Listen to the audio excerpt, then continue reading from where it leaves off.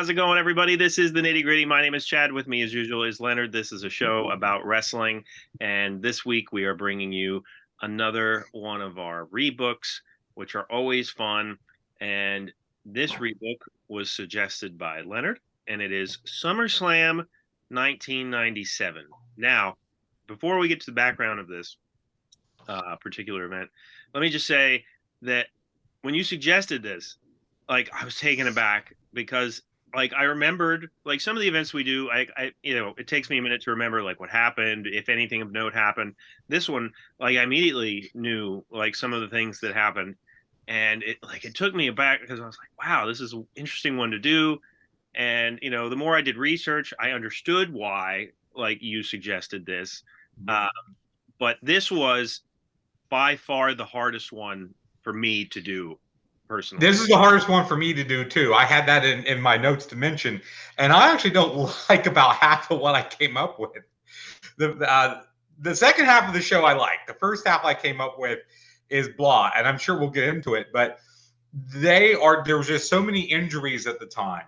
Right. They're stuck, sort of still hanging on to the new generation era.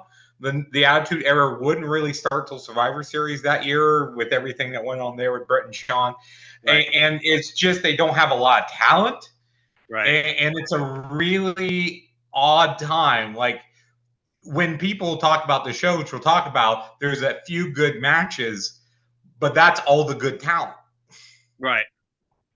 Right. Yeah. I mean, it's I had to get creative. At the end of the day, I just decided to have a little bit of fun with it while also kind of sticking to certain, we have our own requirements, which we'll get to, but I also kind of tried to stick to my own sort of code with it. So we'll get there. Let's first go over the background of the event. This was the 10th annual SummerSlam event, and it took place August 3rd, 1997 at the Continental Airlines Arena in East Rutherford, New Jersey. That would become the Izod Center, and then it would become nothing because that building is no more. But there's 7 matches on this event, and it was the second event to be held in New Jersey after the first one, which was in 1989. And the big story is the fact that there were certain tax issues that prevented the WWF from really having events there regularly, and the governor at the time, Christy Todd Whitman, lifted those, and so they were able to go back to New Jersey, and she was a part of the event. We'll also get to that most likely when we talk about our rebooks. So there was also the culmination of a contest with Discovery Zone, where a $1 million prize was offered, which nobody won. There was a segment in this show with Sable and Sonny and Todd Pettengill and people on the phone and people in person. Nobody won, but it was a coffin containing $1 million. And other things that I did not realize until I did research here. This is the first pay-per-view appearance of Michael Cole and the last pay-per-view appearance of Todd Pettengill. That's a torch passing right there. Yeah, I'll say. And I'm sure we won't mention this on our rebook or on our recap of the actual event, but Michael Cole's appearance is with Stone Cold, who's he's really bothering him as he's trying to go out to the ring, and Stone Cold threatens to kick his ass. And even Vince says, Michael Cole a bit overzealous there, which I thought was funny. So the attendance here was 20,213. The tagline was Heart and Soul. And the event before this was In Your House 16 Canadian Stampede. Let's get to the card itself. It starts with a steel cage match. Mankind defeating Hunter Hearst Helmsley, accompanied by Chyna. Mankind escapes the cage, and the dude love music plays. It goes 16 minutes 26 seconds. Goldust defeats Brian Pillman. Marlena is, of course, there. Since Pillman lost, he had to wear a dress. The Legion of Doom defeated the Godwins, 9 minutes and 15 seconds. The British Bulldog defeated Ken Shamrock by disqualification. That was for the European Championship. It went 7 minutes, 26 seconds. Los Boricuas defeated the Disciples of Apocalypse in an 8-man tag, 9 minutes and 8 seconds. Stone Cold defeated Owen Hart by pinfall for the Intercontinental Championship in 16 minutes and 16 seconds. Had Austin lost, he would have had to kiss Owen's ass. Bret Hart defeated The Undertaker by pinfall. Shawn Michaels was a guest referee. It went 28 minutes and 9 seconds. The stipulation here was, had Bret not won the title, he would not have been able to wrestle in the United States again. And you missed the stip on the European title match. If Bulldog lost, he was going to eat a can of dog food. Yeah, so let's talk about that this whole. There's so many stipulations in this event because this was very much, a Vince Russo, era thing, and that was something that he liked. If I recall correctly from Bruce Pritchard's podcast, it was Vince Russo's idea to put all these stips there, and some of them were just ridiculous. That one included. Yeah, so this event, JD Dunn is referenced on the Wikipedia page. JD Dunn, yeah, I saw that. I was surprised. Former writer for 411. And he gave it a 5 out of 10, saying that it was, I think it was I'm paraphrasing, but the quote was, it was heading to be one of the worst events of the year until the final 2 matches. And I would slightly disagree. I thought the opening match was very good. Triple H and Mankind have good chemistry, and they showed that there. This was very much in the, China was a big deal at this point. There was a lot of mediocrity, in the mid card. I agree with that. This event is legendary because of the injury to Stone Cold, unfortunately, of course. But that match was extremely good up until that point. And I think sometimes people forget that because they had gone a long time. And it was very good. And the last match I thought was very good. Bret Hart in heel territory here, and he and The Undertaker always had pretty decent chemistry. Bret Hart could work with big guys really well, I thought. So yeah, those 3 matches to me were very good. The Goldust Brian Pillman thing was, looking back on it, not my favorite. The Legion of Doom were past their prime here. The British Bulldog Ken Shamrock stuff, the match was fine, but looking back on this, I really hated how they used Ken Shamrock because they had this whole thing with, oh man, you never know when he's going to snap. And there were so many, and I don't know if Vince Russo's to blame or Vince or whoever, Vince McMahon rather, but there were so many shit finishes. The DQ finish there was just crap in that match specifically. Ken Shamrock snaps and destroys all the referees. They had that kind of stuff happen with him all the time, and I thought he was underutilized a little bit in that way. So that's my opinion. I thought this event overall was pretty good, which is what made my rebook harder. But Leonard, what do you think of this? Well, another thing to mention, even that first match, which was really good, there was the spot where Foley's on top of the cage and he opens his shirt and there's supposed to be the Dude Love heart there. It has sweated off and you can't see anything. So this makes sense. And then he does a Superfly splash, but he wins. And I think that's the thing. That's a good match, but you have this glaring boner error there. You've got the Hart Austin match was great until Austin breaks his neck. The main event's good. Everything else in the middle was mediocre. And I watched this randomly because it's watch a SummerSlam event. The thumbnail on the network caught my eye because it's pink and purple with Hart standing in front of this giant Taker head. Good poster. And I was like, yeah. And I was like, I don't, I kind of remember this one, and I watched it. And yeah, it just really underwhelmed me. And I just thought it would be unique to do because usually we do horrible pay-per-views, not necessarily something in the middle, right, which I would call this to be something that has, as you noted, I would say 3 really good matches. But 2 of them, as I noted, have faux pas in them. Right. And the main event may be the only thing. And Taker and Bret, I think, would have better matches. And the fact that Michaels is in there, again, it helps to advance the story. But he could be used different. And that's one thing I looked up. He wasn't injured. He just wasn't working. I think it was a kayfabe injury that they were doing because he got mad at Bret and walked out a few months before that. And The Rock, Rocky Maivia, was coming off of injury. He would debut later in the month as part of the Nation of Domination. So I can't remember. I looked. Ahmed Johnson's injured. Mark Henry was off injured. There were some guys I was looking up. Oh, can I use them? And I didn't because they were injured or kind of nebulous on their, where they were at. So yeah. So I just thought this would be interesting to talk about. And so I gave you the stipulations here. You still had to have a cage match. You still had to have a special guest referee match, and you had to have at least one match with a stipulation where the loser has to do something, kind of adhering to. And that's another thing you can say about this card. And yes, it's Russo-rific. All the stipulations, all the different elements, all the different titles that are up, everything that's going on. And one thing to mention that I looked it up, and this is Russo. The tag team champions at the time were Steve Austin and Dude Love, who never defended and didn't do anything with them. Vacated for a while too. After this was, this was kind of a thing. It took me a little bit to look this up. I was like, who are the tag champs? I was like, okay, I see, Austin and Dude Love won them. I was like, but what happened after that? There's like nothing written. And so I had to go to the Wikipedia Tag Team Championship page just to see the chronology of what happened. And, I realized, okay, they still have them. So we'll get to that in my rebook, but mine as well. So let's get going. All right. So I will start us off here. I will just say this.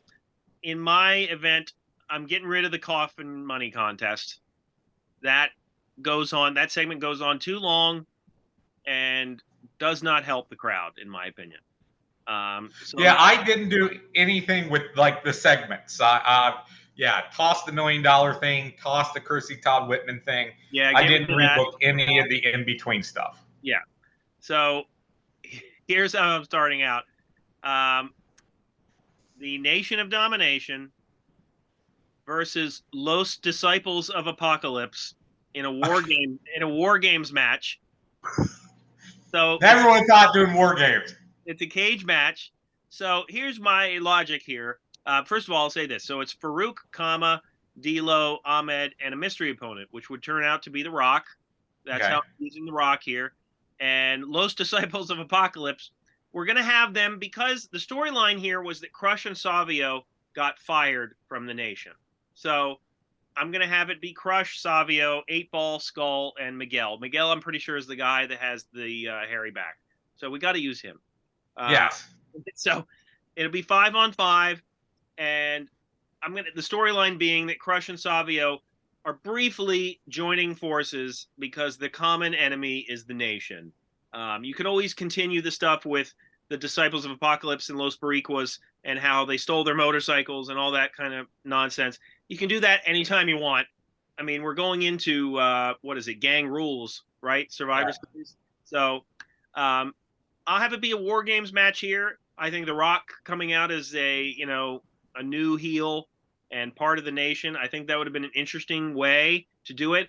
And the fact that these three stables were supposed to be feuding and all we got was this like kind of weak 8-man tag between the two lower stables, to me, really didn't utilize all these guys as well as they could have. So to me, it would have been more fun to see these are all big guys, right? They're all big, kind of strong, burly guys. So you don't want to have it be a ladder match. You want to, I think this would be a better way to use them. It would be a physical match. It doesn't have to be super long, but, have them fight it out in this way. I think you could have continued the storyline, beyond it. So that was my idea with these guys. That is using all those guys a lot better than I did. I think I like of course, for copyright reasons, it couldn't be War Games. It had to be like Games of War, or something, or Blood and Guts. Yes, something like that because of copyright reasons. But that's a really great idea to utilize those stables and to use all those guys in a way that you could, given that it's a War Games and it's brawling. That's a brilliant idea. I wish I would have came up with something like that. But being it's WWF, I didn't think about using War Games. Yeah, so my first match is that. But in retrospect, I just think WWF owned WCW forever, apparently. Yeah. Oh well, it's all good in the hood. So I have a dark match to open up with, which is the Headbangers of Mosh and Thrasher versus the Godwins of Henry O and Phineas I. And the Headbangers were from New Jersey, and as we mentioned, them and Gorilla Monsoon came out with Chrissy Todd Whitman for that segment.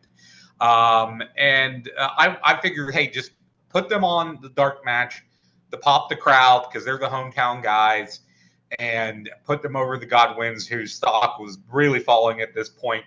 And I would just make this be something quick to kind of get the Headbangers over and to just open the show. Christy Todd Whitman's a special guest referee. I should have done that. That would make sense. Yeah. She's the valet. She's dressed like a Sable at ringside. Okay then. So my opening match, maybe that's what I should have done. Book less. So my opening match to the main show is the loose cannon Brian Pillman versus Bob Backlund, and if Pillman loses, he will retire from pro wrestling. So the idea with Pillman was that he was crazy. And that was a carryover from when he was in WCW. And we won't get into all of that when he was feuding with Kevin Sullivan and all this. But he's going to come out in the ring. He's going to cut a promo where he's putting his career on the line against any former world champion to show how great he is. And out comes Bob Backlund. Now, Backlund was still half working for WWE at this point. He had last been seen working with the Iron Sheik, managing the Sultan back in, I think, April. And Backlund was 48 here. He was still sporadically wrestling. So, this could even be his last, match, especially in WWE. And Backlund at this point could still go, especially against someone like Pillman. And Pillman was more math-based and high-flying at this time. So I think this would just be cool to see those two guys in the ring together. I think it would be a decent match. And of course, Pillman would need to win.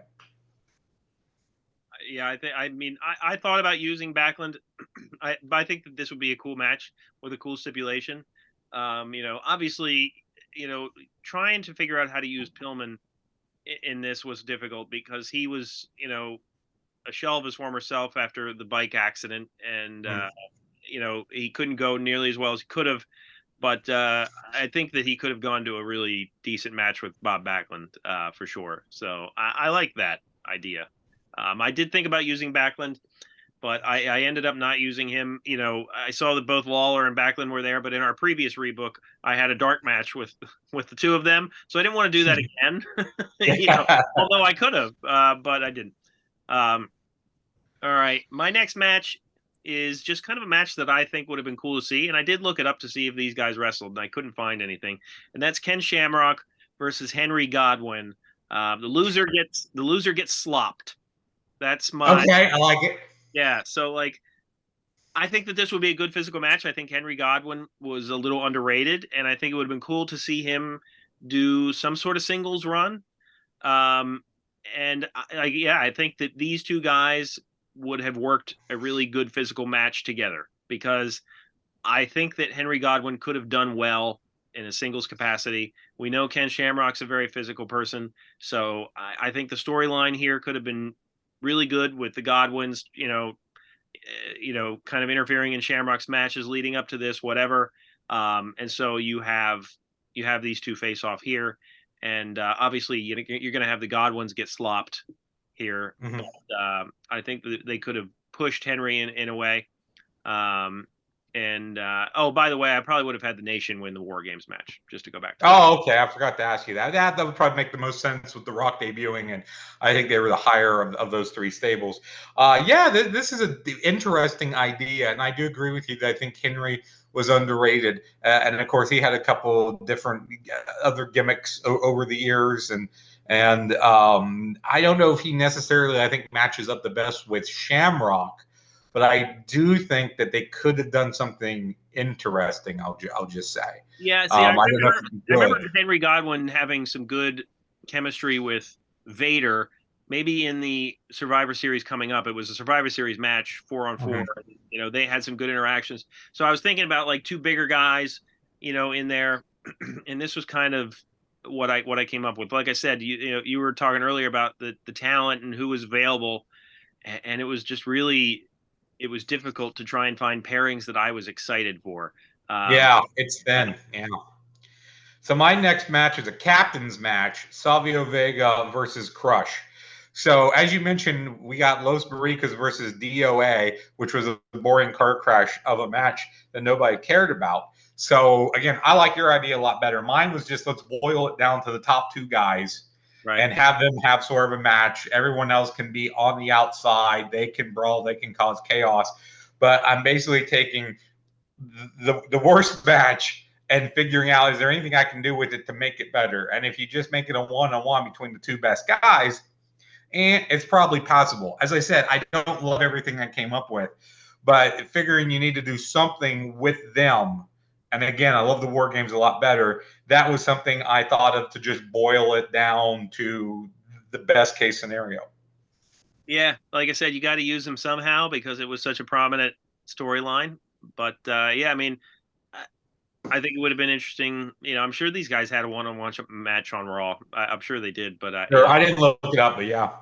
Yeah, it would have been cool to see them do it on a pay-per-view too, and have everybody around. I know you're saving Miguel for your main event though. Yeah, yes, it's going to be Miguel versus Skull. Yeah. All right. So my next match, just a regular tag match. We're gonna have the Legion of Doom, and since the Legion of Doom were there, I was like, you got to use them somehow. And I was struggling. Who do you have them face? I was unenthused with having them face the Godwins, even though that storyline was written since they broke Henry's neck. I didn't really care for them to face the Headbangers. So I had to kind of create a team somewhat. So I had them go against Vader, and Vader bringing in a partner he would partner with eventually, Stan Hansen. Where was Hansen at this point? Was he in Japan or? Yeah, he was in Japan, and they would team together in I think 98, 99. Okay. In Japan, and I also thought about using Flash Funk because Vader and Scorpio would be a tag team even later than that in Japan, in Noah. Okay. So, I was like, you know what? It's more fun if you bring in Stan Hansen. It's not out of the realm of possibility that they would bring him in for something like this. And my gosh, can you imagine the, brawl that would ensue here? Stiff, crazy, no selling all over the place. I think this probably, in my guess, would be a double DQ of just crazy fighting. I like the double DQ here. Mm-hmm. Yeah, for sure. So that's how I use the Legion of Doom. WWF, I talked about this before. Vince and WWF /E have never been very big on tag team. No. And you can see that today, by the way. And you could see it as well. Like it was very thin, but I would have watched this one. So go ahead, Leonard. I like it. I mean, that's a great idea. We will allow ourselves to bring in people if they're not working elsewhere or under contract for, like, say, WCW, which Hansen wasn't. So I think that would be great. Now, would you debut Hansen before, or would he come out as a surprise tag partner? Well, so The Rock was already used as a surprise. Well, you could do two surprises. Why not? Yeah, why not?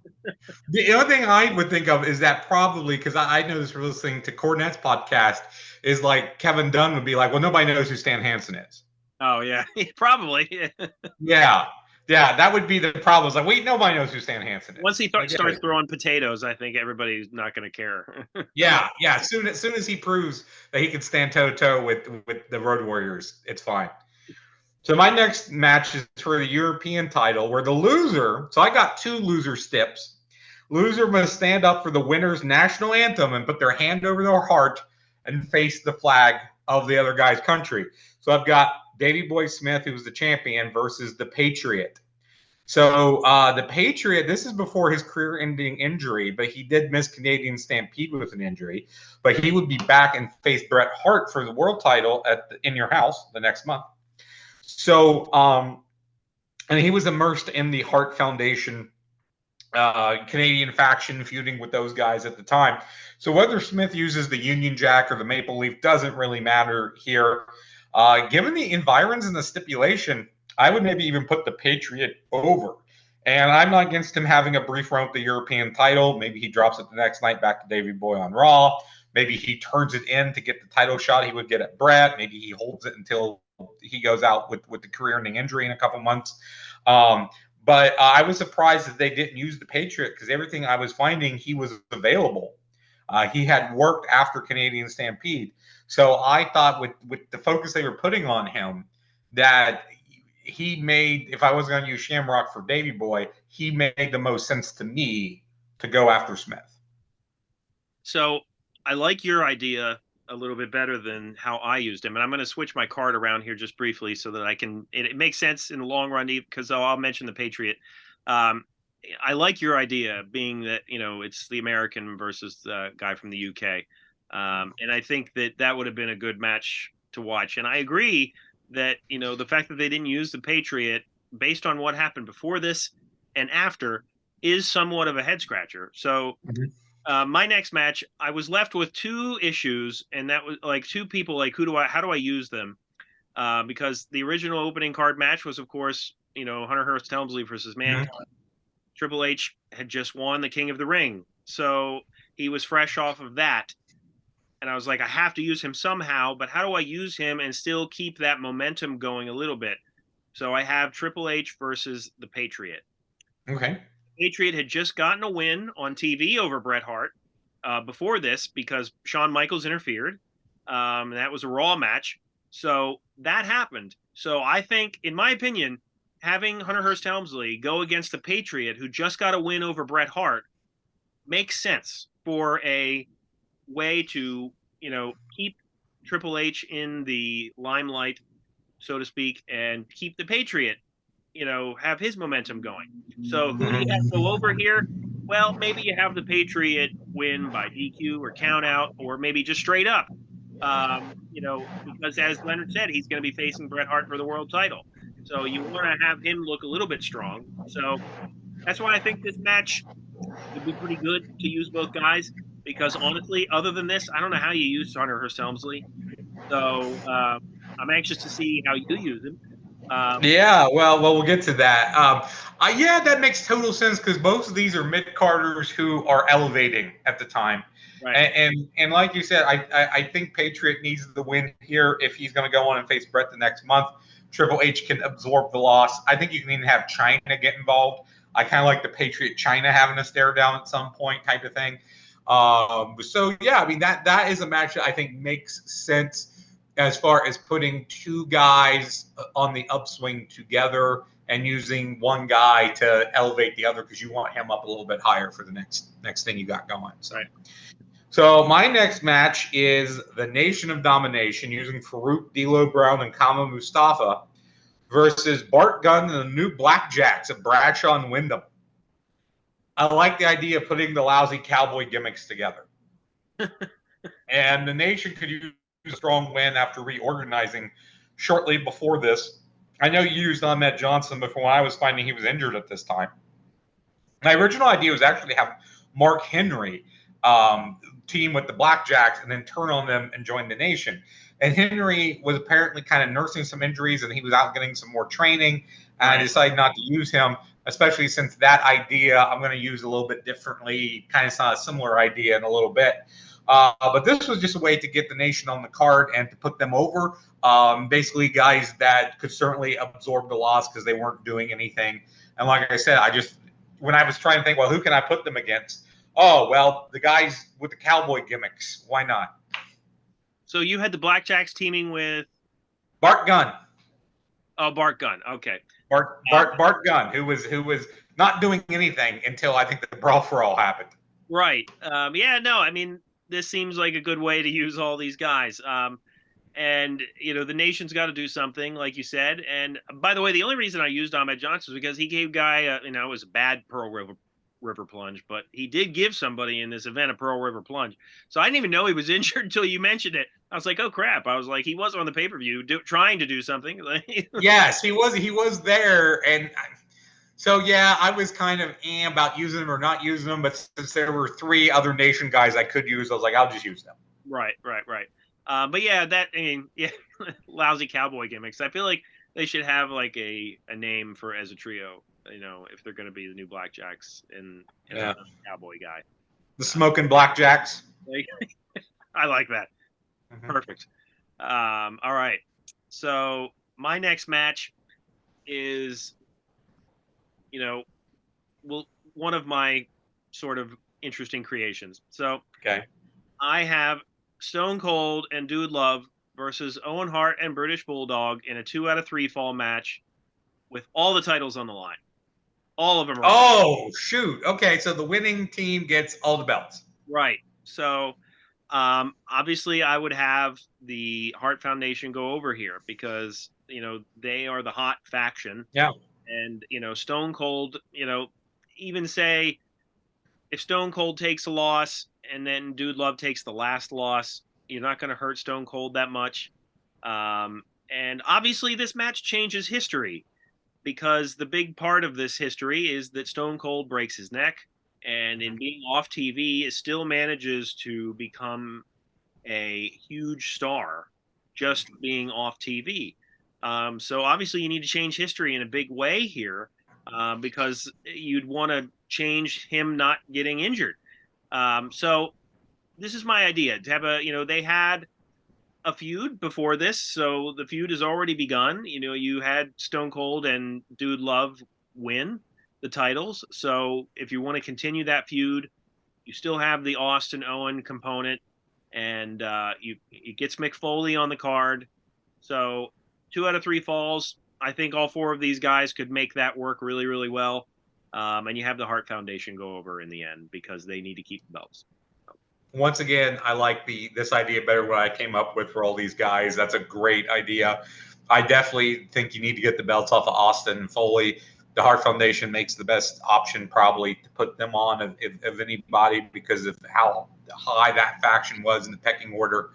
The fact that all the belts are on the line, that's a great stipulation. That makes a lot of sense for the time period and what was going on. I mean, Owen could still break Austin's neck. That could still happen in this match. It technically could still happen. You're right. But it probably would not. I think the setup would be different. And yeah, I agree with you. I think Austin can take the first loss. I think he could win second, and then Foley can lose the third. But this has all the makings of like a gym. Like this has all the makings of the match that you remember from the show. And I really like that. That's great booking. Thank you. So my next match is for the Intercontinental title with special guest referee Rocky Maivia. It's Owen Hart, the champion, versus Hunter Hearst Helmsley. Oh, nice. So Rocky won the title off of Triple H, and then he dropped it to Owen. So if these two guys, and they were heels, but who cares? It's Russo. Who cares? So it would make sense for Rocky, the guy in the middle, coming back off injury, to be the guest referee between the guy he won it from, the guy he dropped it to. And I would use this to get Rocky's new attitude over and have him take out both guys and have it in the no contest. And Owen would retain on the no contest. So you could have a triple threat in the future. You could do Owen Rocky. You could do Rocky Triple H. And you can still have Maivia join the nation, down the road, the next week after, what have you. So this is a way, and this gives him more juice because originally he just showed up. He was just there with the nation. He was a body. And here you're allowing him to debut with that new attitude and to set himself up to do something and to be something. I like this idea a lot, actually, because I was struggling on how to use Owen with the title, because my goal, by the way, was not to have any of the matches exactly the same. If I was going to rebook this, in the past, I will keep a match the same if I think it works. Mm-hmm. In this case, because it was a middle of the road pay-per-view, I wanted to change all the matches.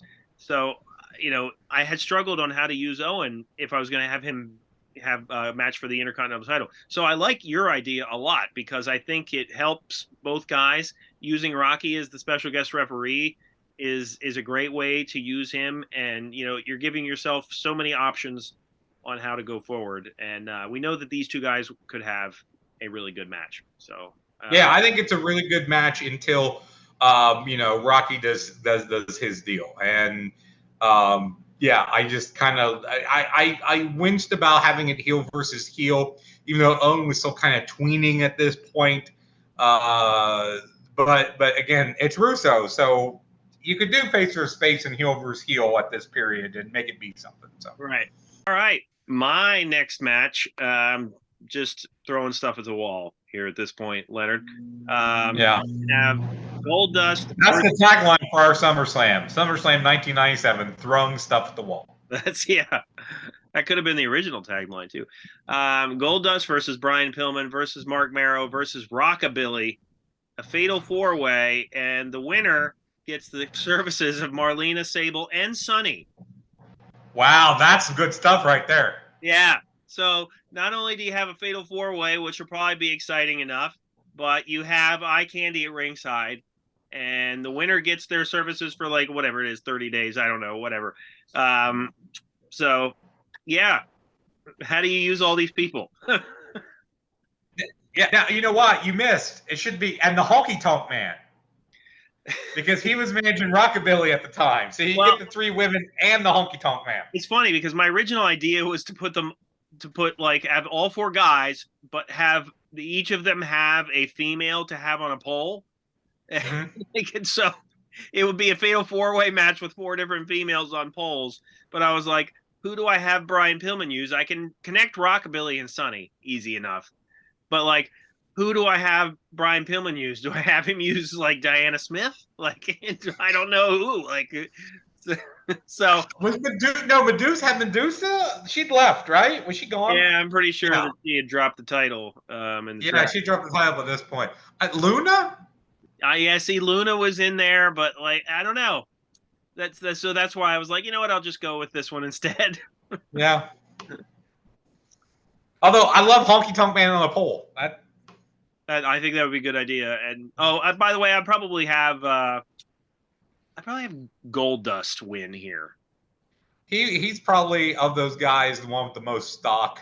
Having Tony, Sable, and Marlena all come out wearing gold on the next night on Raw, just yeah, I would have liked to have seen. So I think it's a cool visual. Right. Yeah, I almost used Marrow. You know, he was one of those guys where his injury status was nebulous. Right. I thought about using Rockabilly just to job him out to somebody. I thought about, oh, you know what? I missed the match. When I said job him out to somebody, I overlooked the match. Okay. We'll go back and pick it up. So I like that. I think it's a cool idea to use the women and to use those guys. I also almost used Road Dogg Jesse James, which I did not. I saw him. Yeah, I thought about whether or not to use him, but I couldn't figure out a way to do it and make sense. Yeah. So that's a fun. I think that's a fun match, and I again, yeah, it's hard to work Pillman in there, but I think Goldust going over makes sense. So anyway, going through, I know I did not say this match. This was so I had my dark match. I had Pillman versus Backlund, and I had this match. And this match, I probably forgot about it because it's horrible. It's the worst match I've ever booked. It's Tiger Ali Singh versus Bob Holly. I'm waiting on your reaction. Yep, worst match ever booked. Singh and his father, Tiger Jeet Singh, are seen in the audience. Singh would debut shortly after this. Now, Singh was a flop, total flop, but we don't know this right now. So I figure Holly is a great enhancement talent at this point of his career to get Singh over. So this is short. This is a few minutes. This is why not try debut him on a big stage and try with this guy before you know he's a flop. So that was my second match. That was between Pillman Backlund and my captain's match. And again, I overlooked it because it's the worst match I've ever booked. You know, as you're talking there, I think that they missed an opportunity to have Bob Holly go over and have Tiger Ali Singh be a member of Bob Holly's new stable and just call it the Pit Crew, right? And, you could have Bob Holly, his stable, the Pit Crew, and have Tiger Ali Singh a member, and he could recruit other people. Marty Jannetty, Leif Cassidy. Yeah, I think Rockabilly and Road Dogg would be there. And then that's how you get the New Age Outlaws. There you go. They could go off on their own. You could go ahead with Okay. All right. So back with my next match. So this is my third from the top match. Back to the good stuff. These top three matches I like. So I have Ken Shamrock with Dan Severn in his corner versus Vader with Harley Race. So Vader would lose a Canadian Stampede to The Undertaker. And I would have Vader come on TV and said, hey, I need some guidance. I need the guy who managed me to some of my best career success in the past, and bring in Harley Race. Race at this time wasn't doing anything. He had suffered a car wreck in '95 and was making sporadic appearances, so he could certainly show up here. And Ken Shamrock, to neutralize Harley Race, would bring in Dan Severn. Back in June, Severn had appeared on Raw, setting in on commentary for a match of Shamrock versus Rockabilly, believe it or not. And afterwards, they stare down and then they shake hands. So that established something there with them. This, I just think, would be a really stiff, cool match between these two guys, Shamrock and Vader. I didn't look up if they ever did anything. I would say probably not. So I think it would also be cool to see Severn and Race go nose to nose on the outside. Again, Race couldn't do much, but just to have a stare down there. Shamrock was on his way up. Vader was on his way down. So I would have Shamrock win. And if Harley could take something, maybe have Vader beat up Harley afterwards to get some heat back and to get the Harley Race out if he was just coming in for the one-shot appearance type of thing. But again, it's the idea of bringing in a name, trying to do something different. Again, they were testing the waters with Severn, who would come on full-time later. I just like the idea of Shamrock versus Vader, but at the same time in my head, I was like, it needs something else. And I almost did Shamrock versus Severn, but then I like the idea more of Shamrock versus Vader, and you could kind of bring in these seconds and do something that way. Well, so first off, I will say this. Shamrock and Vader did happen. I'm trying to remember if it happened before or after this. I remember this because I've heard Shamrock talk about how they were both like legit throwing shots at each other. Yeah, that's what I would think. So they both yeah, were stiff, and it was exactly what you described—a good physical match. I don't know if the feud lasted as long as it could have. So the idea of bringing in Severn and Race to me is a really cool way to use those guys on the outside and still have this match have like a bigger stage. So I like the idea of this match. I think that, having seen the one that they did, it would be just as good, if not better, at a SummerSlam event. Mm-hmm. And just a side note on the Severn Shamrock thing, I listened to an older Bruce Pritchard podcast where he talked about the end of Ken Shamrock and WWF. And one of the reasons that the Shamrock Severn match didn't happen is because those guys had like legit rivalry in MMA, and like even in the WWF, there was no way either of them was going to say yes to jobbing to the other. So that's why, because they wanted to do that at some point, but neither guy was going to give an inch in that way because there was too much kind of respect and rivalry there, if it makes sense. Yeah, and you couldn't just let them go have a real match. I think that would just be chaos for them. Right. So yeah, I like it. So I have a steel cage match for the WWF World Tag Team titles. The champions of Stone Cold Steve Austin and Dude Love defending against the Road Warriors of Hawk and Animal. Ooh, okay. So as we mentioned earlier, Austin and Dude Love were the tag team champions at the time and weren't doing anything with the belts, and were just the mismatched tag team partners that Russo loves to do. So I would have them bicker with each other. They don't want to defend together. They don't want to work together. So Commissioner Gorilla Monsoon is like, you guys need to get along or die. And books the craziest, toughest damn match he can think of to book, which is against the Road Warriors in a steel cage. So it's like, okay, you guys don't want to defend this. I'm going to give you the worst possible defense scenario then. Austin, I would guess, would probably hang back and let Foley get his ass kicked, but you eventually have them starting to help out. You can still have Foley do the cage splash because you can have him look like he's going to leave Austin alone, and he does the splash on the one of the Warriors. But again, you need to get the belts off of them, which you did, and which I'm going to do. The Warriors would get the titles by the fall. So I would have the Road Warriors win here. And again, you can have Foley be the one who takes the fall or allows the Warriors to exit, or however that happens. And then you could do something with Austin Foley from there. Yeah, this was just me. This was the first match I thought of because I wanted the belts defended. And again, like you, I had to look up who had them, and I go, oh, what's like the coolest idea I could think of? Who's the coolest tag team I could put Austin Foley against? And the Road Warriors, and putting in a cage because that was a step of ours. That just seemed like the best idea I came. So that was the first idea I came up with, and probably what I liked the best on my entire show. Yeah, I think it looks great. Using them in a cage is even better. It would definitely be a crazy brawl of a match, but I think it would be good. And you know what? You could even have Austin continue to like break his neck. You could have the Road Warriors, be a little heelish and be like, you know what? We're gonna break your neck just like we broke Henry Godwin's. Right. Yeah. Yeah, you could have they just become the Doomsday device off the top of the cage. We're gonna kill Austin by doing the Doomsday. Oh, that'd be awesome. Yeah, and you can have Foley, like you said, do his splash. So Austin breaks his neck, Foley does his splash, everybody wins. Right, we're where we are at where we were going to be anyway. It's perfect. That's right. But no, I think that's a great idea. So that would definitely be a cool match to watch. I'm wondering now if we have the same main event as we're talking. I think we do. I'm going to guess that we do.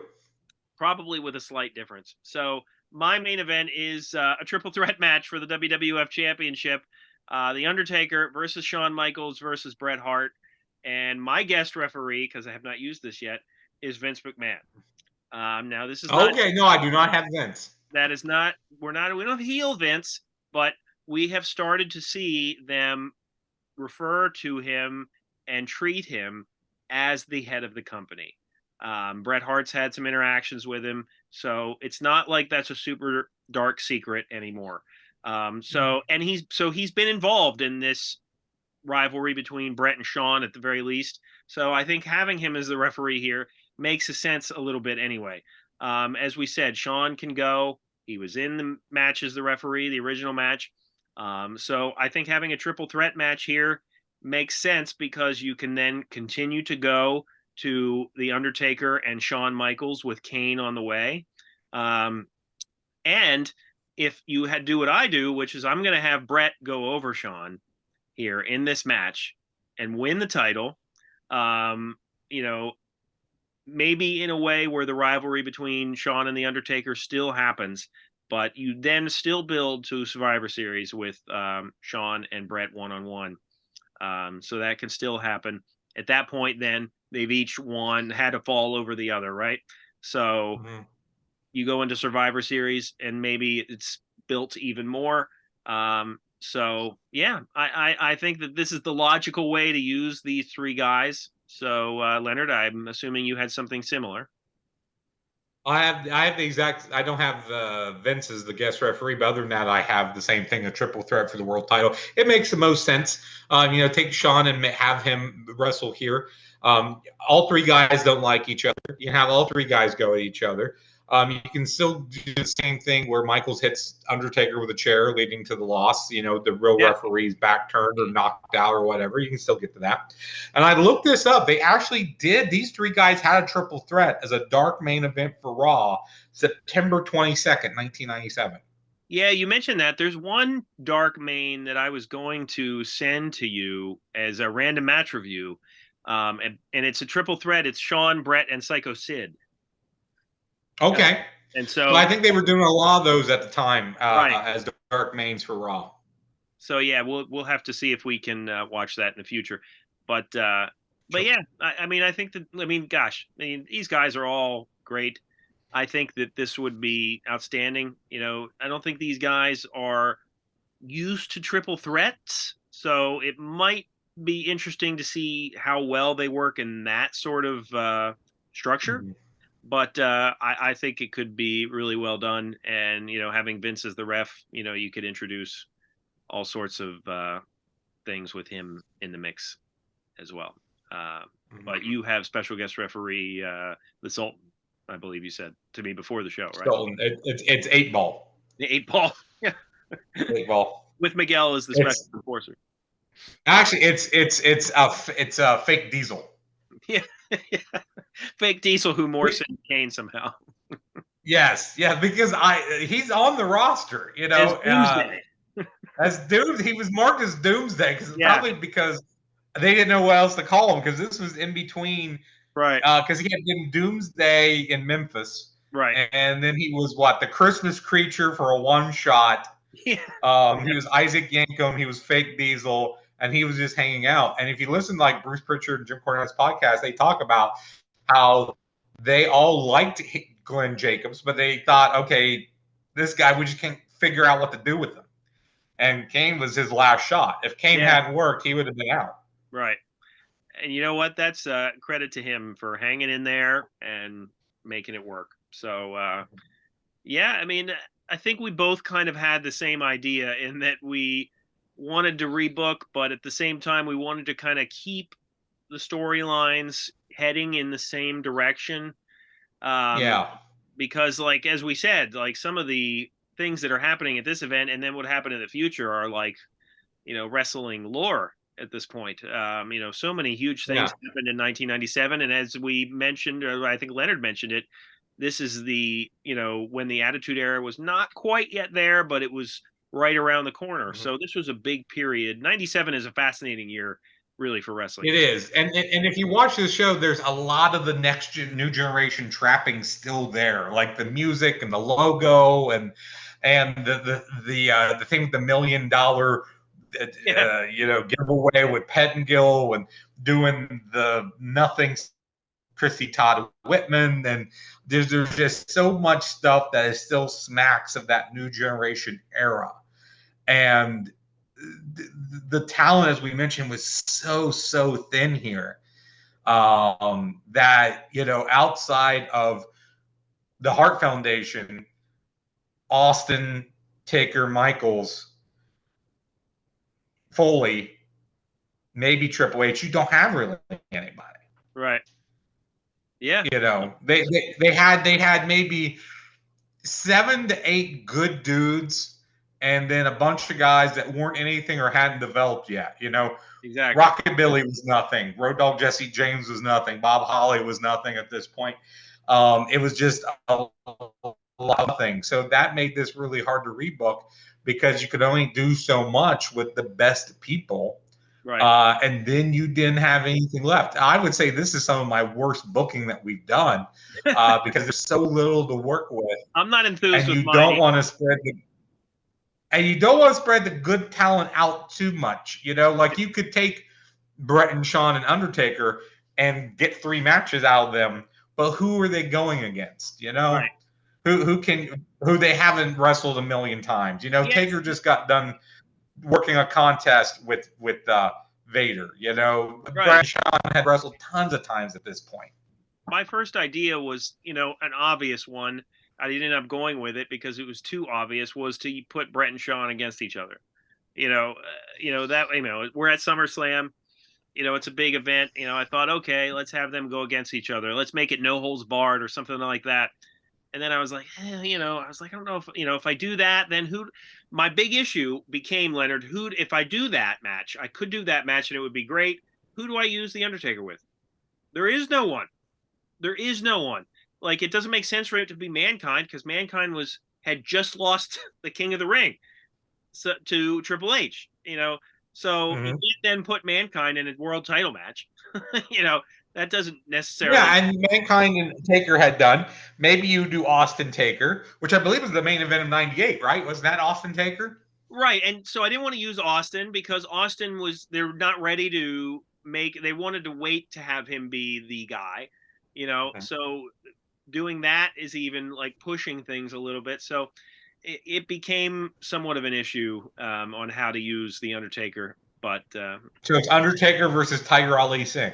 That's I think that's what we should have gone with ultimately. That's your best case scenario. And by the way, I will Um, say the original event, they had a 3-man booth that I actually like, which is Vince, Jerry Lawler, and Jim Ross. I really yeah. think that like those 3 guys clicked together. And I know it, maybe Vince was not quite ready to just give the reins fully to JR or whatever, but the JR was really sharp at this time. And he and King still had that rapport, but Vince was there as well. So I thought it worked. Mm-hmm. Yeah, that was good, the 3-man booth. I'm not a huge fan of the 3-man booth that everyone does now, but I think especially for a pay-per-view, if it's the right people, especially if it's maybe like a special, someone who's not there all the time or a combination you don't get all the time, I think it works, and I think this worked. Yeah, usually I'm not a big fan of it. And like this was different. Like in WWF, it was different because like each guy wanted to get their stuff in pretty well. Like in AEW, the main 3-man booth that they have on Dynamite is Taz, Excalibur, and Tony Schiavone, and it's more of like a 70 15 15 with regard to who gets their stuff in. Like Excalibur does the play by play and the history of the guys, and Taz and Shivani like put their comments in when they need to. So the 2 guys he has beside him are pretty low, like more low key, I would say. So like I don't mind it, as much there. But it's harder to do when you have 2 other guys that like have to get more of their personality through, right? So, anywho, let us know what you thought of our rebook here, and maybe you thought that this event shouldn't be rebooked at all, or maybe you thought it was one of the worst events. And maybe you could think of something a lot better than we came up with, because Yeah, I think this is the only time that we've done this, and at the end of it, we went, "And I'm not happy. yeah, I'm not happy." yeah. So yes, let us know in the comments. Check out our other videos on YouTube: random match reviews, segment surgery, stupid questions, what's that card, and we are available wherever you listen to podcasts. Although with a footnote, from what I'm understanding, at the end of August, Stitcher will be no more. So Oh. we are available elsewhere for podcasts, but yes, Stitcher apparently is shutting down operations at some point here in the near future. So please hit the like button on our content and subscribe wherever you can. And we thank you all for your support. For Leonard, my name is Chad. We will see you next time. And Alexa, we'll see you out.